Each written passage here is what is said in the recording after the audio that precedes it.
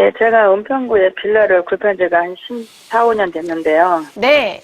네, 그것 때문에 지금 그 상태 좀 알고 싶어갖고요. 앞으로의 전망이 궁금하시고요. 네. 매수한 지는 4, 5년 정도 됐다는 말씀이세요? 4, 5년. 4, 5년 정도. 14년. 14년 정도요. 네. 네, 혹시 자세한 주소 알 수 있을까요? 네, 은평구 네. 연서로 네. 34가 길 네. 16-14. 네, 은평구 연서로 34가길 16-14 맞을까요? 네. 네, 다세대 주택 보유 중이신데 네. 앞으로 어떤 전략을 세워야 할지 질문 주셨습니다. 바로 인사부터 나눠볼게요. 네. 안녕하세요, 시청자님. 네, 안녕하세요. 네, 반갑습니다. 네. 오랫동안 보유하셨네요. 네, 그게 오세훈 시장님 그만둘 무렵에 재개발된다라 갖고 네. 분양을 받은 거예요. 아, 근데 그때 그 당시에 시장님이, 분양을? 예, 그때 네. 누타운 연신내 누타운 한 단도 안 도착했잖아요. 네. 그래갖고 그게 재개발이 무산돼 버렸어요. 지금은 이제 구역이 지정이 끝난 상태인 거고요. 주변에는 네, 이제, 근데 네. 여태까지 그게 팔려고 해서 2억에 샀는데 네. 2억에 분양을 받았어 그 당시에요. 필요 네. 주고. 근데 2억 3천까지 내놔도 안 나가더라고요. 네네.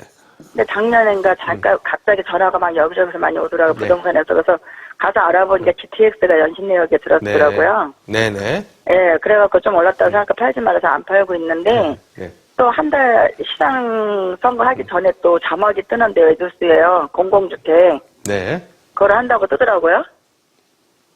네. 그래서 지금 이걸 어떻게 해야 되는가 지금 팔아야 되나 말아야 지금 더 갖고 가야 되나 개발이 되나 네, 시청자님 안 말씀 궁금해. 중에서, 네. 시청자님께서 지금 저한테 쭉 말씀하신 것 중에서 지금 부동산 시장에 화두가 다 들어가 있어요. 네. 첫 번째가 뭐냐면 교통에 대한 이제 4차 국토교통망 계획이 발표가 됐죠. 네. 그러다 보니까 그 전까지 이제 GTX D 노선이 어떻게 해서 연결이 될 거냐, 뭐 이런 얘기들이 있었는데 그게 이제 어느 정도 확정이 됐고요. 또 네. 두 번째로는 최근 가장 화두인 공공재개발. 예, 예. 그리고 또 두 번째로는 이사 공급 때 발표된 3080 주택 공급 계획, 뭐 이런 부분들이 여기 다 포함이 돼 있어요. 여기에요. 예. 시청자님께서 말씀하신 내용에. 그래서 우리가 한번 이 물건을 보자면 제가 상황 파악을 조금만 더 해볼게요. 예. 시청자님께서 지금 여기 거주를 하고 계신가요? 아니 전세 줬어요. 전세를 주셨고 거주는 그럼 따로 집이 한 있으세요? 번도 안 하고 전세 줬어요. 시청자님 거주하시는 집은 별도로 있으세요? 예, 예, 예. 그럼 다주택자이시단 말씀이시네요? 아니 저기 전세 살고 있죠. 아, 별도로 그냥 전세로 네. 살고 계시고. 네. 요거 1주택이시네요, 그러면? 예, 예. 자, 좋아요. 지금 상태에서 우리가 봐야 될 거는 이렇게 영향을 미친다고 보시면 돼요. 자, GTX라고 하는 교통망이 확충이 된다. 그러면 이 동네 사람들한테는 뭐가 좋냐면 여기 있는 부분을 이렇게 재개발을 한다고 했을 때 네. 재개발로 지어지는 새로운 일반 분양분이 있죠. 일반 분양분요? 그러니까 조합원들께서 조합원 분양가로 조합원 분양을 받고 여기서 추가적으로 건축되는 부분을 또 일반 분양으로 좀 비싸게 매도를 하고 또 나머지 공공재개발로 갔을 경우에는 추가로 지어지는 용적률의 50%가량을 임대주택으로 빼야 되는 그런 의무사항이 있어요.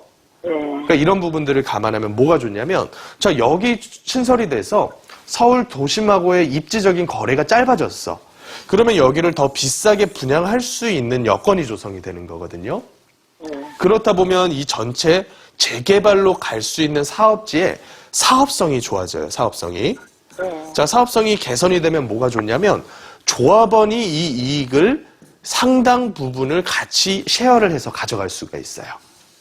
그러면 그 조합원 이익이 높아졌다라는 소문을 들으면 주변에 이 물건 안 갖고 있던 사람들이 얘를 사면 다른 거 사는 것보다 조금 더 이익이 남겠네? 그러면 가지고 있는 물건이 입주권으로 변화한다고 하면 입주권의 가격이 높아질 수가 있어요. 자, 이런 순서대로 쫙 영향을 미친다고 봤을 때 지금 가장 문제는 뭐냐면 과연 그렇다면 공공재개발로서 확정이 나서 진행이 될 수가 있을 것이냐. 예. 이 부분이 첫 번째인데 그렇죠. 지금 같은 경우에는 한 10% 정도의 구역 주민들이 모이셔가지고 공청회를 열어요. 그래서 구에다가 이거를 우리도 B2C 분석을 해달라, 사업 분석을 해달라라고 요청을 하면 구청에서 나와서 이쪽 일대를 실사를 합니다. 예. 직접 와요. 그래가지고 쭉 파악을 해보고서 기존의 정비법상의 구역 지정 요건들을 보겠죠. 아무래도 예를 들자면 요쪽 일대에 노후도가 얼마나 되는지, 건축물들이 얼마나 낡아서 생활하기 불편한지를 볼 거고요. 또 정비 기반 시설, 예를 들어서 도로가 제대로 닦여져 있는지, 아니면 접도율이 제대로 돼 있는지, 뭐 과소 부정형 부지가 얼마나 되는지, 뭐 이런 부분들을 본단 말이죠. 그러면 첫 번째, 지정되려면 일단 주변에 신축들이 너무 많이 들어섰으면 안 돼요. 지금 이게 무산된 데로 신축이 좀 많이 들어섰어요. 그렇죠. 이게 신축이 너무 많이 들어가다 보면 일단 기본적으로 어느 정도의 노후도가 충족이 돼야 되는데 이게 충족이 안 돼버릴 가능성이 커요. 그러면 여기 텔레비에서 발표한 거는 뭔가요? 여기 번지수도 들어갔거든요. 공공개발 그거 저기 한다고. 그러니까 공공재개발 후보지를 받았었는데 그 후보지에서 포함이 됐었다라는 얘기로 저는 들려요. 아, 제가 그러면 시청자님 말씀하신 게 얘기죠? 정확하게 어떤 거에 포함돼서 발표가 됐는지 제가 못 봤기 때문에 지금 상태에서 얘기를 드리면 지금 상태에서는 수백 개의 구역들이 우리도 할 겁니다라고 신청을 했어요. 근데 신청을 했는데 신청받은 후에 일단은 제가 아까 말씀드렸던 B2C 분석이 통과가 됐어. 그러면 이제 구에서 주민 동의 받아라. 과거에는 75%, 4분의 3의 동의가 있어야 되는데 얘를 좀 낮춰서 3분의 2의 동의라도 1년 내에 받아와야 신규로 구역 지정을 해주겠다. 이렇게 얘기를 하고 있거든요. 저는 그래서, 이게 뉴스에 자막에 뜨고 발표가 되면은 가능한 건지 그게 또 아니고 일자가 또 들어가야 되네요. 과거에 가능하다라고 해서 진행되다가 지금 다시 원상복구가 된 거잖아요.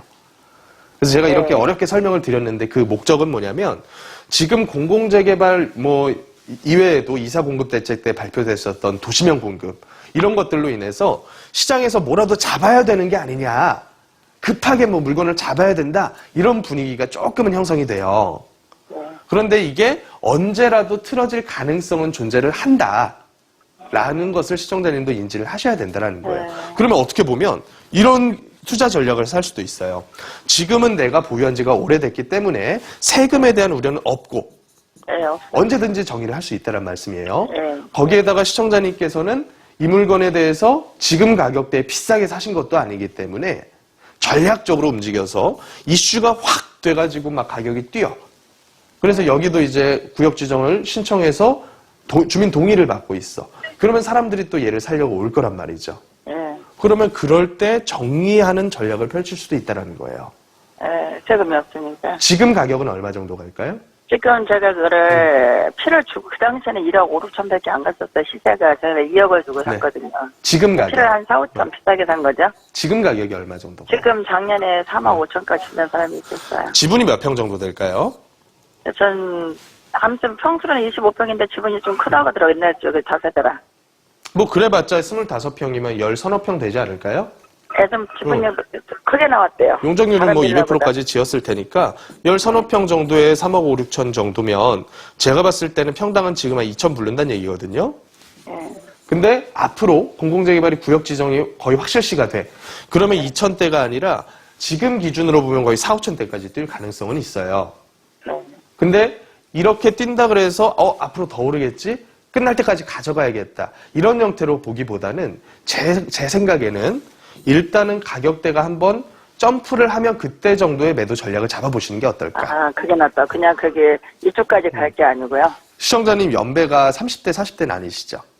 아니에요. 지금 39이요. 39이세요? 그렇다면 얘는 뭐 나중에 내 집 마련 목적으로 하셔가지고 쭉 끌고 가보셔도 되기는 한데 중간중간에 있는 리스크가 너무 크지 않을까라는 생각이 좀 들어요. 그래서 이제 전략적으로 봐서 일단은 지금 상태에서 급하게 던질 필요는 없을 것 같고요. 가져가는 게 일단은 낫다는 얘기죠. 이쪽 일대를 가셔서 현장 조사를 중개업소 여러 군데를 들려서 한번 해보세요.